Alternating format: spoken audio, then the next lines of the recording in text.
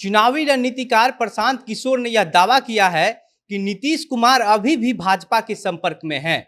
इनकी बातें अभी भी अंदर ही अंदर भाजपा वालों से होती रहती है, इसलिए कभी भी नीतीश कुमार बीजेपी के साथ जा सकते हैं।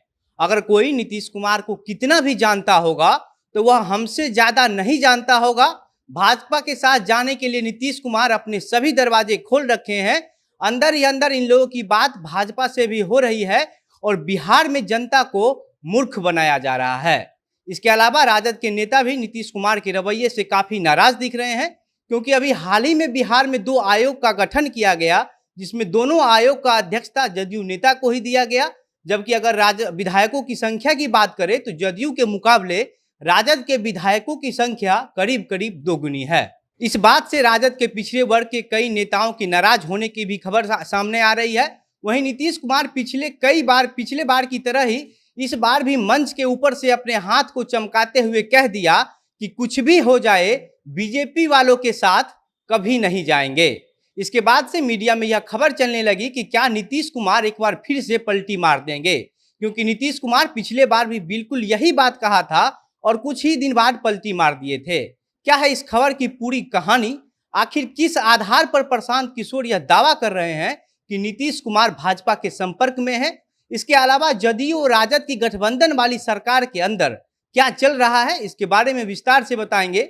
लेकिन उससे पहले नमस्कार, मेरा नाम घनश्याम सिंह है और आप जनता जंक्शन देख रहे हैं। मैं Pallavi Jha, founder commerce insights. अगर आप फाइनेंस और कॉमर्स के फील्ड में अपना करियर बनाना चाहते हैं तो चार्टर्ड अकाउंटेंसी से बेहतर कोई दूसरा कोर्स नहीं है। और हम हमारे इंस्टीट्यूट कॉमर्स इनसाइट्स में इन कोर्सेज को काफ़ी इकोनॉमिकल मैनर में करवाते हैं और आपके लिए एक बहुत अच्छा अपॉर्चुनिटी है इन कोर्सेज को करने का। दरअसल प्रशांत किशोर अपनी जन स्वराज यात्रा के दौरान पश्चिम चंपारण के भेड़ी हरवा पंचायत में एक सभा को संबोधित कर रहे थे। इस दौरान प्रशांत किशोर ने नीतीश कुमार पर जमकर हमला बोला। प्रशांत किशोर ने कहा कि 2015 में आपने इस आदमी को वोट दिया था और 2017 में यह आदमी आपको ठग कर भाग गया।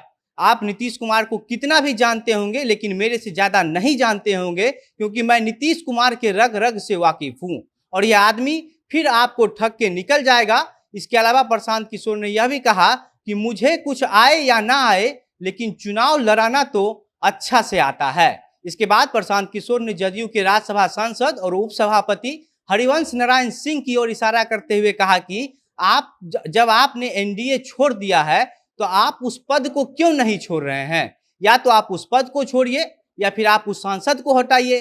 राज्यसभा में बिल पास कराने के लिए अपने व्यक्ति को लगाए हुए हैं और यहाँ राजद से गठबंधन करके बिहार की जनता को ठगने का प्रयास कर रहे हैं। प्रशांत किशोर अपनी बात से सीधा सीधा यह कहना चाह रहे थे कि नीतीश कुमार हरिवंश नारायण सिंह को जानबूझ के बीजेपी के संपर्क में रहने के लिए छोड़ दिया है, ताकि इस सरकार में उनको किसी भी तरह का कुछ दिक्कत हो तो वह फिर से पलटी मार सके। आगे प्रशांत किशोर ने कहा कि जो लोग यह सोच रहे हैं कि नीतीश कुमार बीजेपी के खिलाफ पूरे देश के विपक्ष को एकजुट करने की कोशिश कर रहे हैं, उनको यह जानकर बड़ी हैरानी होगी कि नीतीश कुमार फिर से बीजेपी के साथ जा रहे हैं। प्रशांत किशोर ने सीधा सीधा इस बात का दावा किया कि नीतीश कुमार हरिवंश नारायण सिंह के जरिए बीजेपी के संपर्क में है और अगर कभी भी राजद नीतीश कुमार के किसी फैसले से कतराती है तो वह फिर से पलटी मार देंगे। जब से जदयू और राजद की सरकार बनी है तब से हुए पिछले कुछ प्रकरण को अगर आप याद करेंगे तो आपको प्रशांत किशोर का बात कुछ हद तक सही भी लग सकता है। आप याद कीजिए, जब जदयू और राजद की गठबंधन की बात हो रही थी तो उस समय मीडिया में यह खबर चल रही थी कि इस बार नीतीश कुमार मजबूर हैं, इसलिए तेजस्वी यादव को सरकार में ज्यादा तवज्जो दिया जाएगा। नीतीश कुमार सिर्फ मुख्यमंत्री बनेंगे लेकिन सरकार का जो कंट्रोल है वो तेजस्वी यादव के ही पास रहेगा। खबर यह भी चल रही थी कि तेजस्वी यादव मुख्यमंत्री बनेंगे लेकिन गृह विभाग के साथ साथ और जो भी मुख्य विभाग है वह सब तेजस्वी यादव को ही मिलेगा। लेकिन जब सरकार बनी तो ऐसा कुछ नहीं हुआ। सरकार का कंट्रोल नीतीश कुमार अपने अंदर ही रखा। इसके अलावा नीतीश कुमार की वजह से ही पूर्व कृषि मंत्री और राजद के वरिष्ठ नेता जगदानंद सिंह के बेटे ने इस्तीफा दे दिया।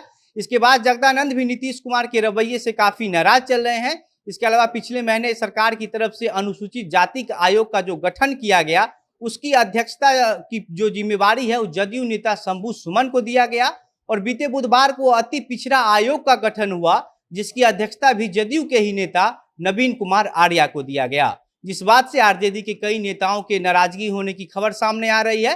हालांकि यह नेता ऑन कैमरा कुछ भी बोलने को तैयार नहीं है, क्योंकि अभी कुछ ही दिन पहले लालू यादव ने अपने पार्टी के सभी नेताओं को यह फरमान जारी किया था कि मीडिया में पार्टी और गठबंधन से जुड़ी किसी भी तरह का कोई बयान सिर्फ तेजस्वी यादव ही देंगे।